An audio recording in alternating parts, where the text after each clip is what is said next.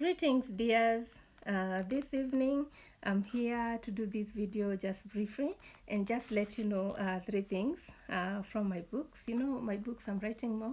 I've written two so far. I wrote my first one after being a freelance writer with the Standard newspapers, and I learned so much on what to cover. It's derived mostly from my story of what I went through after my dad's passing away and leaving behind property to be shared. So I learned so much, and I heard about the word will, which is one of my topics when I was just in grade around the 8 years. So it's a long journey, but I said this is not going to drain. It's not all about money, because as you can see, if you're left property and you don't know how to utilize it, then it means money is not the problem. So that is with that thought, I decided, let me change this narrative, and who is going to do this work if not us? So there's three reasons, because it's a question that is recurrent every time, everywhere I go.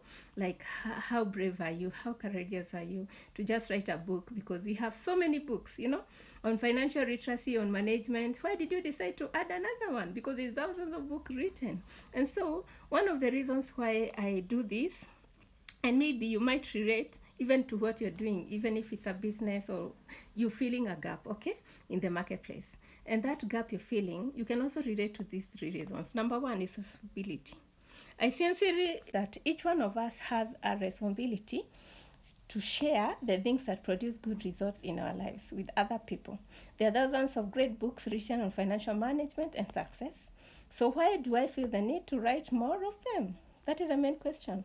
So it's because each book I read, or I'm reading, reveals a slightly different perspective on how to achieve financial freedom and fulfillment.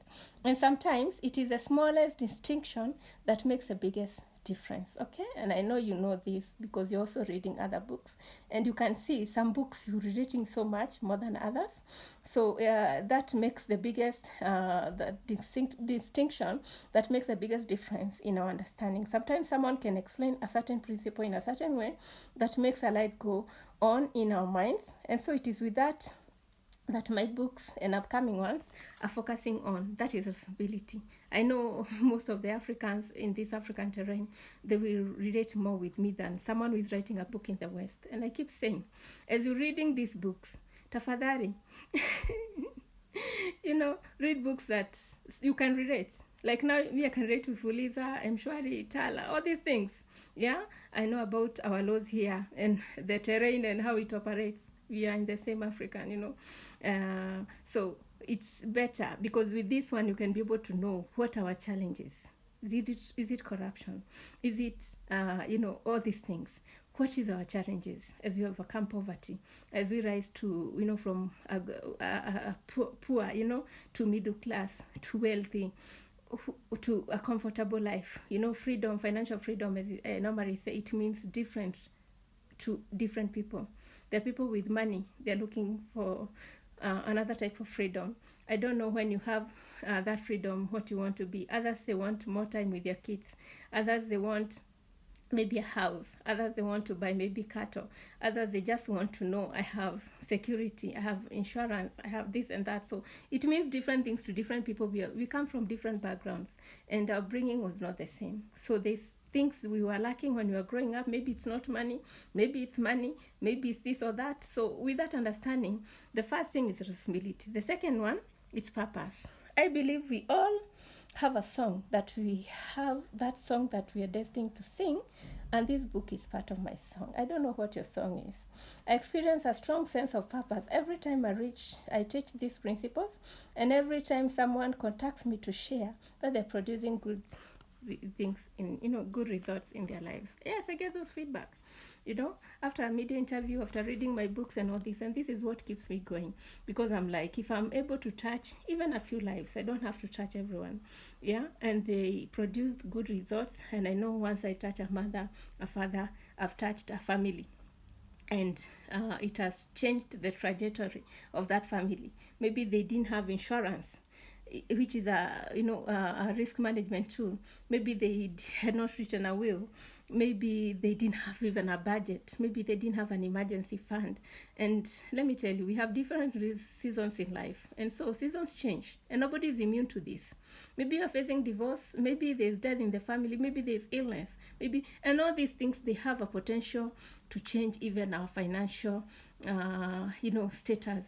And if where I come from, and things have happened, and it is not small time, and I saw how our net worth deteriorated. So it can happen to even other people. And so that is why I'm here, so that it cannot happen to our children. So that at least we can change this story. We want them to live a good life, even when we are gone, when you're not here, generations to come. We want them to succeed and to be in a thriving mode. Who will do this business or these teachings if not us? We have to volunteer and teach and share knowledge. I'm not a know-it-all. I'm also learning a lot from you guys.